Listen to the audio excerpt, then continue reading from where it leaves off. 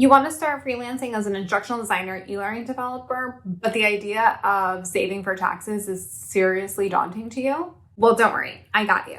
In this video, I'm going to give you the inside scoop on freelancing finances.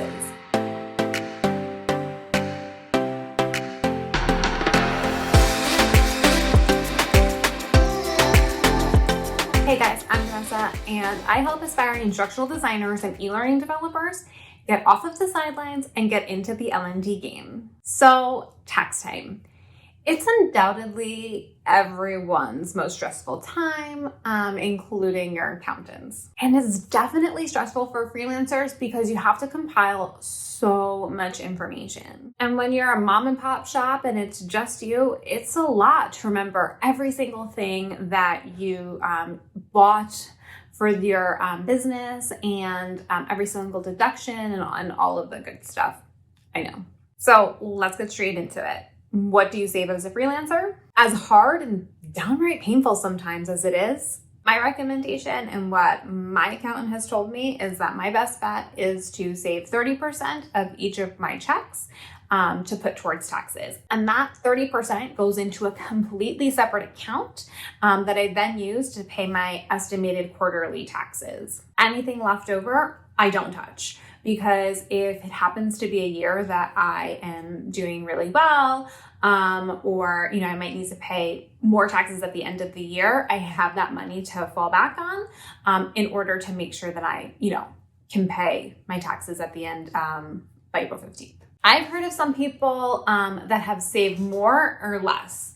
But I do have to say that 30% seems to be pretty much industry standard. So you're pretty safe-ish. I don't want to say for sure, but you're kind of close if you save about 30%. So it's not just a guess of how much I'm paying for quarterly taxes.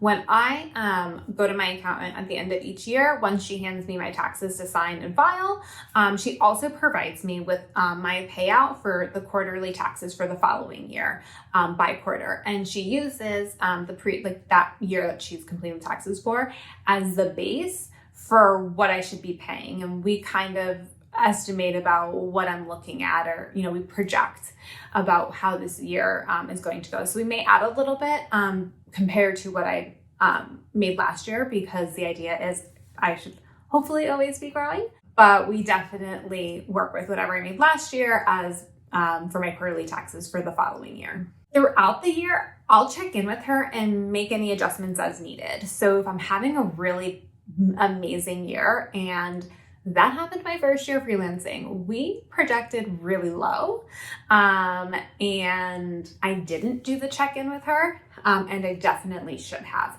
because I ended up doubling what she had projected for taxes, and I had a big payment that I need to make at the end of the year. Luckily, through savings, I was able to make that payment, but yeah, don't do that. Make sure you're checking in throughout the year with your accountant and just letting them know how business is going. And if you're on a tool like QuickBooks or Wave or Zoho Books, like I'm on, you can give your accountant a login so they can go in and check for you and see how you're doing with the business and see if they need to make any adjustments on your quarterly taxes. I do remember when I was on QuickBooks, though, that for quarterly taxes, when you use QuickBooks as someone who's self-employed, they will actually give you your estimate based on what you've been making. So that's kind of a cool thing if you use a tool like QuickBooks. Another thing that you want to think about when you are planning for tax time is your deductions. And for me at Anchored Training, some things that I deduct are advertising and marketing costs, office supplies, internet, my phone bill, my office space, so my rent and things like that, my computer, and any software that I have to buy in order to do my job. So tools like Beyond or Articulate 360 or Adobe Captivate or Camtasia, those are all part of my deductions for the end of the year. The other thing in my case is because I work with subcontractors who work under Anchored Training, is that I also need to make sure that I have a line item that says how much I paid each of those contractors, so that 1099s can go out for them, but also that needs to be deducted from my taxes. Another thing that you should be remembering is any professional development that you do, so any travel for conferences or anything like that, that can also be part of deductions. So one of the hardest things for me to do is track my expenses. And usually by, January, February the following year, you will see me scrambling through my bank statements and my emails, my Amazon business account to make sure I have dotted all my I's and crossed all my T's on my list of expenses. It's also ridiculously important to keep track of any and all receipts somewhere. And then take that receipt and code it in, Wave or QuickBooks or Zoho Books, whatever tool that you're using. And if I'm out and about and make sure maybe I'm taking a client to dinner or something like that, obviously this is pre-COVID, I make sure that I take a picture of that receipt because receipts end up in the bottomless pit of my purse and somehow I never see them again. So if you take a picture of the receipt, you could take that picture and load it into your accounting tool in order to make sure that you save or you remember to code that expense. And then I know for some freelancers, it's really hard because you work as an independent contractor and you don't have an LLC, you're a sole proprietor, and so everything runs through you. But for me, the biggest thing I could also recommend is having a checking account that is specific for your business. And that way it makes it a lot easier at tax time to figure out your expenses because you're just looking at one account and the expenses from that account. So if you don't have a business account, I would definitely recommend looking into getting one. So what are some tools that you can use for your finances? Well, a few that I've already mentioned, and they're the ones that I have the most experience with, and those include QuickBooks, Wave, and Zoho Books. So of the three, Wave is free, and I have found it to be very intuitive and easy to use. And I truly have no complaints and would probably still be on it if I didn't move over to Zoho One to manage my entire business. I started off with Excel spreadsheets, so I do not recommend that. But I was tracking for a while with Excel spreadsheets, and you can do fine through Excel, but I definitely was more stressed when I was just validating through Excel. Having a tool like QuickBooks, which was the first tool I used because that was the most well-known by myself and my accountant, is definitely a much easier way to go about things because it helps to make sure that I'm keeping everything in line. The other nice thing about when you're using a tool like, an accounting tool is that you can create a profit and loss statement. And that's really helpful for, any sort of, I've had to create a profit and loss statement when I purchased our second home, our shore house. So that was really helpful that I could just generate that from my QuickBooks. But also I am looking to become minority business and women business, small business owned. And one of the things that I need is a profit and loss statement. And the idea of having to sit down and do that is truly just annoying to me. So the fact that I can go to a tool and just run a report makes things a lot easier for me. So I know there's a lot of things that you can get by doing manually, but in the long haul, it might be easier and worth your investment using a tool like QuickBooks, Wave, Zoho Books in order to track your finances and expenses, just to ease your mind a little bit and make sure everything is all in line. So of the three, like I said, Wave is free. I do all my invoicing through that. So that all gets coded as, invoices are paid. I'll either record a payment if it's like a direct deposit or a paper check, or because I have this online system, clients are actually able to use a credit card to pay me and they can pay me directly, which has helped with getting paid faster. So using a tool like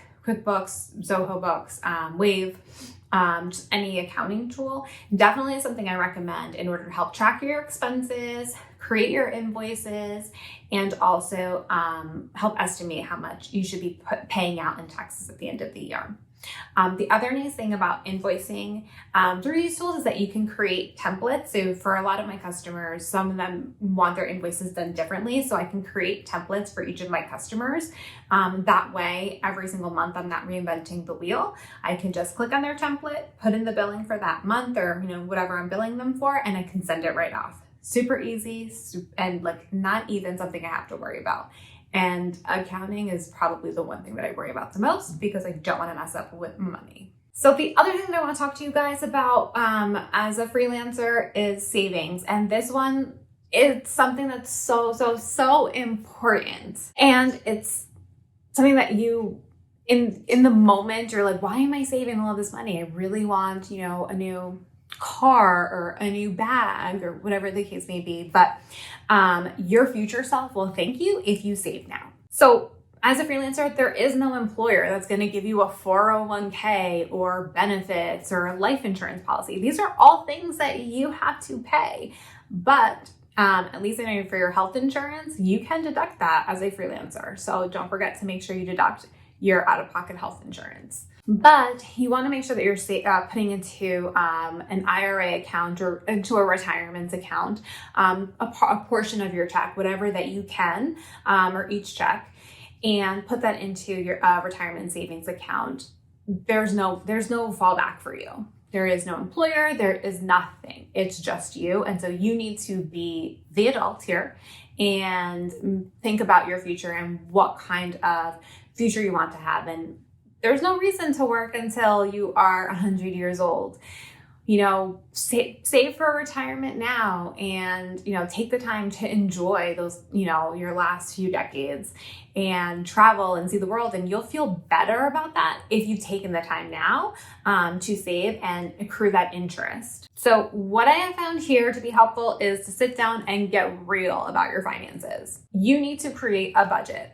Think about everything that you have to pay, your rent, your mortgage, your health insurance, your kids' daycare, utilities, all of the things that you need in order to live, like your necessary payments. Those need to be part of your budget. And then you need to budget for your taxes. So remember that you're going to get your check, but then 30% of that check is going to go into savings so that you have that money for taxes.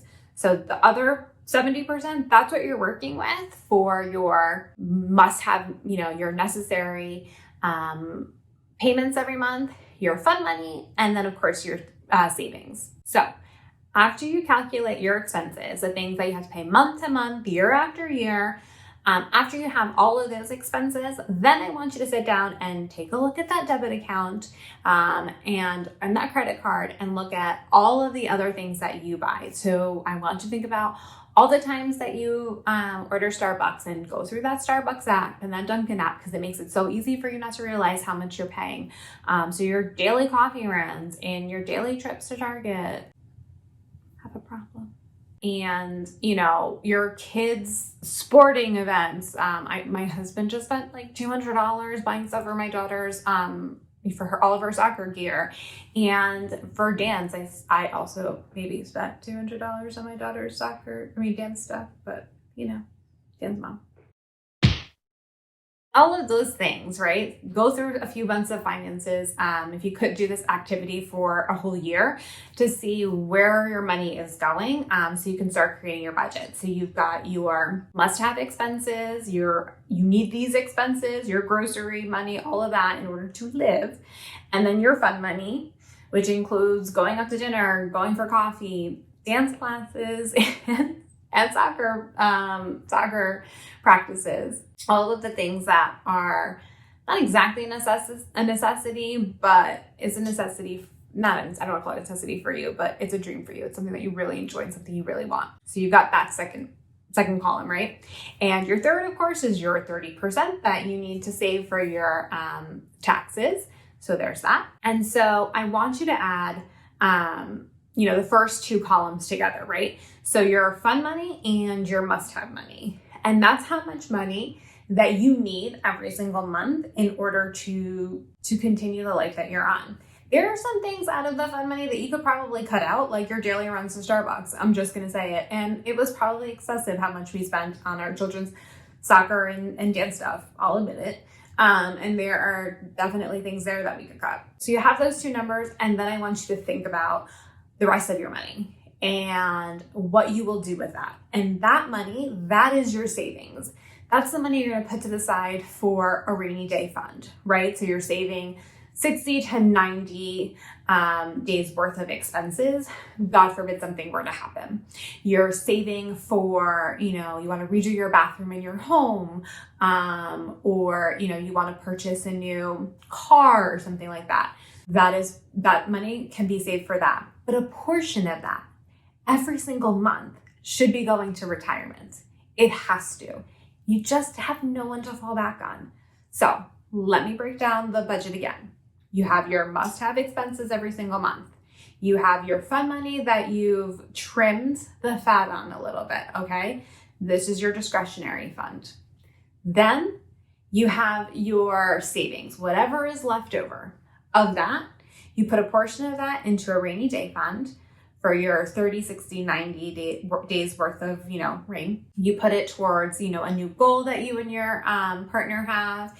You put it towards, maybe a new bag. Like, it could be fun. Okay, a new purse could be fun, and there's no shame in having a little bit of fun with your money. So if you have your eyes set on a new Louis Vuitton, like I did, it was on my vision board, put that on your, save a little bit for it. There's no, harm, $50, $100, every month in order to eventually, get that dream, item. And it actually makes it more like rewarding when you get it because you think about how long you saved for it. So definitely put some money away for that.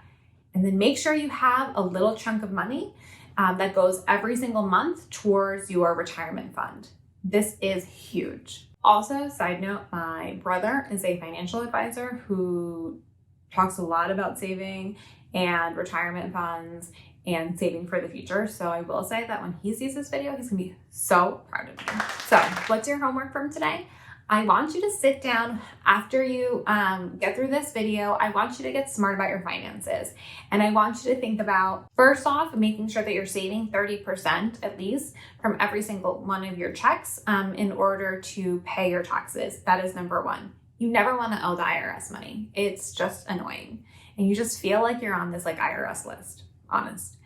The second thing I want you to do when your second homework assignment is to start getting serious about your finances, and whether that is signing up for a free accounting tool or using a paid tool, do that. The third thing, which is actually probably should be your first thing, is if you're not using an accountant, I would think about starting to use one and just have a consultation about freelancing in your state and things that you need to be aware of and what you should be saving for. Fourth homework assignment, start writing down your expenses now so you don't have to worry about it in January, February.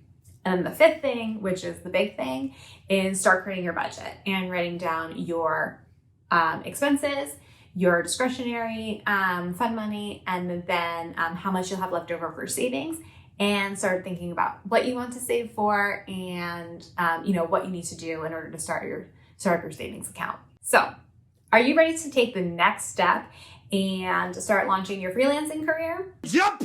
Well, click the link in my bio for my 6-step blueprint to get into the L&D field. Friends, thank you so much for watching, and I will see you in my next video. Bye!